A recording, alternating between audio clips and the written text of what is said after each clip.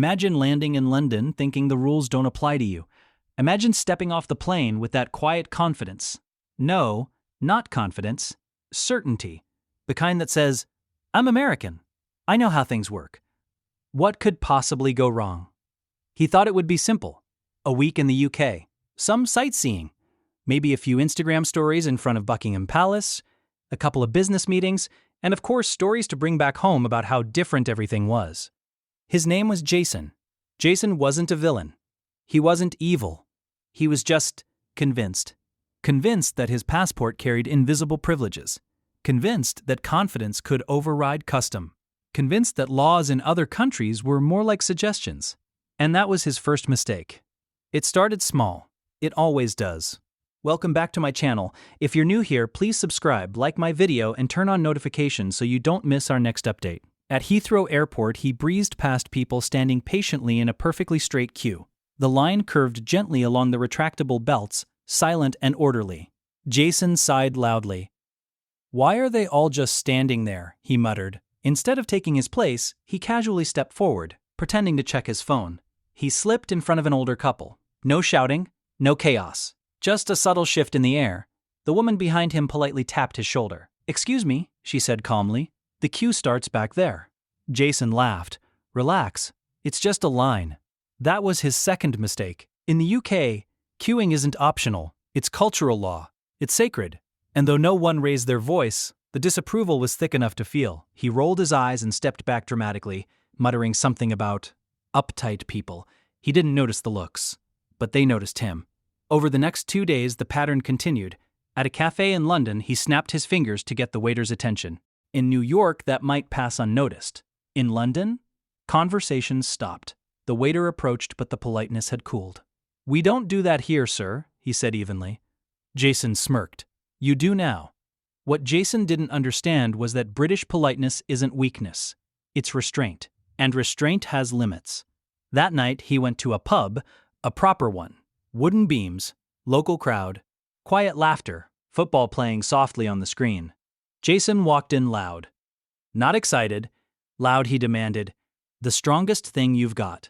He mocked the accents. He compared everything to back home. Then he tried to tip excessively, flashing cash like it was a power move. But this wasn't about money. A man at the bar turned slowly and said, You're a guest here, mate. Jason laughed again. That laugh. The one that says, I don't take you seriously. And that's when it escalated. Later that evening, after a few too many drinks, Jason stepped outside and decided the street rules didn't matter either. He crossed wherever he wanted, ignoring the pedestrian signals. He shouted into the quiet residential street. He even relieved himself against a brick wall near a CCTV sign. He didn't think anyone would care. That was his third mistake. Because in the UK, CCTV cameras are everywhere. Not hidden, not secret. Openly watching. Not to intimidate, but to enforce. Within minutes, 2 police officers approached. Not aggressively. Calmly. Evening, sir. Jason turned. Annoyed. Yeah? We've had a report of antisocial behavior. He scoffed. You've got to be kidding me. I'm just having fun. We have footage. Jason's confidence flickered for the first time. It's not a big deal, he insisted. I'm American. There it was. Not said proudly. Said as if it explained everything. As if it excused everything. The officers exchanged a glance. And you're in the United Kingdom. One replied evenly. That sentence landed heavier than any raised voice could. Jason tried to argue. He raised his tone. He questioned their authority. He even made the mistake of stepping slightly closer in frustration. And that's when politeness ended. He was detained for public disorder and fined for public urination and disturbance. No dramatic takedown, no shouting match. Just procedure. At the station, reality began to settle in. No one was impressed. No one cared where he was from. His phone buzzed constantly. Friends asking where he was. His meeting the next morning? Missed. Sitting in that quiet holding area, Jason replayed every moment. The queue, the snapping fingers, the pub, the laughter, the words, I'm American. For the first time, those words didn't feel powerful. They felt irrelevant. Because here, he wasn't above the law. He wasn't special. He wasn't the loudest voice in the room. He was just another visitor who forgot something simple. Respect isn't optional. When he was released, the fine was steep. But the embarrassment was heavier. The hotel staff knew. The pub staff knew. Even the airport security gave him a second look when he left days later. Not because he was American, because of how he behaved. And here's the truth most people don't like to hear. The world doesn't adjust to your ego. Every country has its rhythm, its rules, its unspoken codes. And when you ignore them, not out of ignorance, but arrogance, consequences follow. Jason boarded his flight home quieter than when he arrived. No loud commentary, no jokes about accents, just silence and a long flight to think. Because the biggest shock wasn't the fine. It was realizing that confidence without humility turns into disrespect, and disrespect travels badly. But here's where it gets interesting. 2 years later, Jason returned to the UK, not because he had to, because he wanted to. This time he stood in the queue. Quietly, he said, "Please," and cheers. He waited to be seated. He crossed at the lights. He even apologized when he accidentally bumped into someone. And something strange happened. The same country that once felt cold now felt welcoming. The same pub culture felt warm. The same politeness he mocked now felt dignified. Because respect is reciprocal. And here's the lesson hidden beneath all the tension.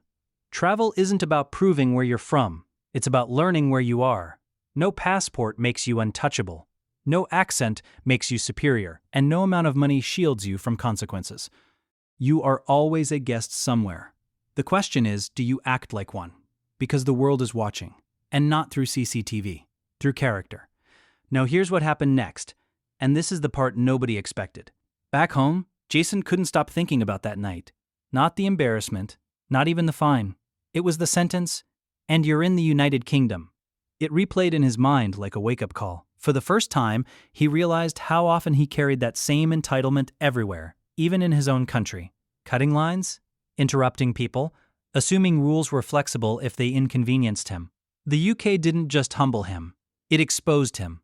So he started changing small things, waiting his turn, listening more, talking less, traveling differently. And something unexpected happened. Doors opened. Conversations improved. People responded better. Respect, he learned, wasn't about nationality. It was about awareness. And the irony? The very country he once disrespected became the place that taught him the biggest lesson of his life. Not through anger, not through shouting, but through calm enforcement of boundaries.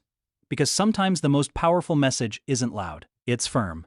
And that's what he finally understood. You're never above the law, but you're also never above growth. And sometimes, the most uncomfortable trip becomes the most important one. He really thought the rules didn't apply to him. From the moment Daniel stepped off the plane at Heathrow, you could see it in his posture, the smirk, the slow, exaggerated swagger, the way he loudly announced to no one in particular, "Man, I'm going to show these Brits how we do things back home." He wasn't here to explore culture. He wasn't here to learn. He was here to prove something. Welcome back to my channel. If you're new here, please subscribe, like my video, and turn on notifications so you don't miss our next update. Daniel was a 32-year-old tech consultant from Texas. Confident, successful, used to being the loudest voice in the room. Back home, he prided himself on knowing his rights. He believed confidence was power, that money solved problems, that authority could be negotiated. And in his mind, the UK was just a smaller, older version of America. What he didn't realize was that he was about to learn a very expensive lesson. At passport control, the first crack appeared. The officer asked standard questions: purpose of visit, length of stay, accommodation details. Daniel responded with impatience. "Relax, man. I'm just here to spend money. Tourism. You guys like that, right?" The officer didn't smile. There was no argument, no raised voice. Just a longer stare, a longer pause, a slightly colder tone. "Sir, I'll need you to answer the questions clearly." That was the first moment Daniel felt something unfamiliar. Not fear, but resistance. This wasn't the casual, chatty airport culture he was used to. This felt official. But he brushed it off. Outside, he complained about the weather, about the tiny roads, about the cars driving on the wrong side. Every difference became proof in his mind that he was superior. Then came the queue. If you've ever been to the UK, you know queuing isn't just a habit. It's practically sacred.